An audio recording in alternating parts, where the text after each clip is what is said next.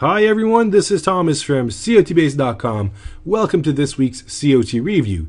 Today we're going to have a look at the last commitments of traders reported this year. And as usual, we're going to start off with the changes in commercials positions. I've already got them ordered.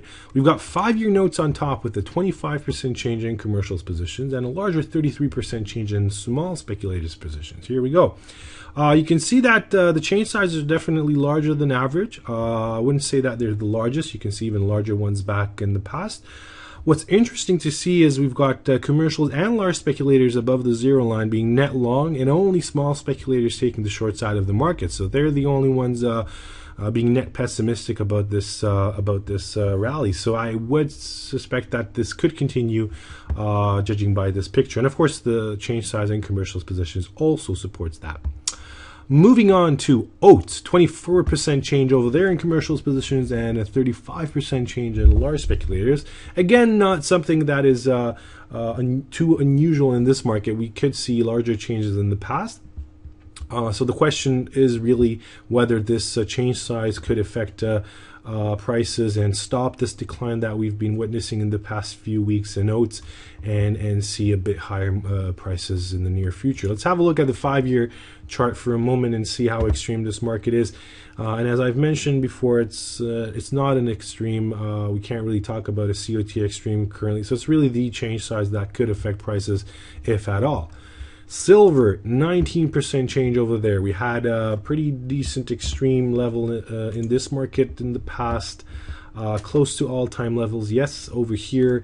What you can see now is prices declining, and as they do, we're moving away from this extreme, so that's pretty natural. The change size could affect prices. We could see a bit higher prices in the near term, but generally the extremes are larger signals, so I would expect prices to decline furthermore.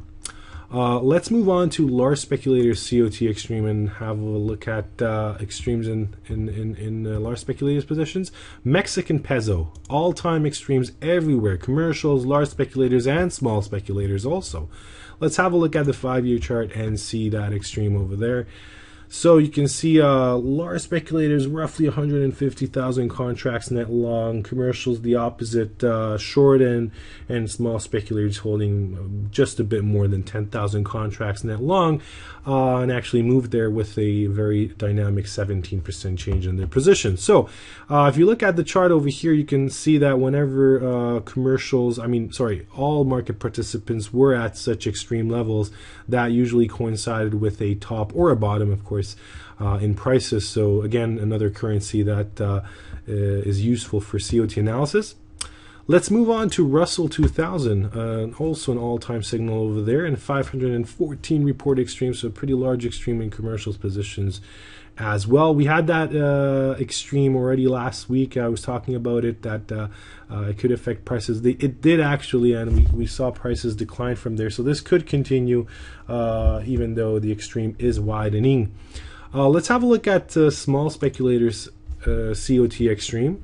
Well, of course, we've still got Mexican peso on top. Japanese yen, again, another all-time signal there. We saw the small speculators moving away from their extreme levels in the past couple of weeks, and that actually has stopped, and now we're witnessing a larger extreme.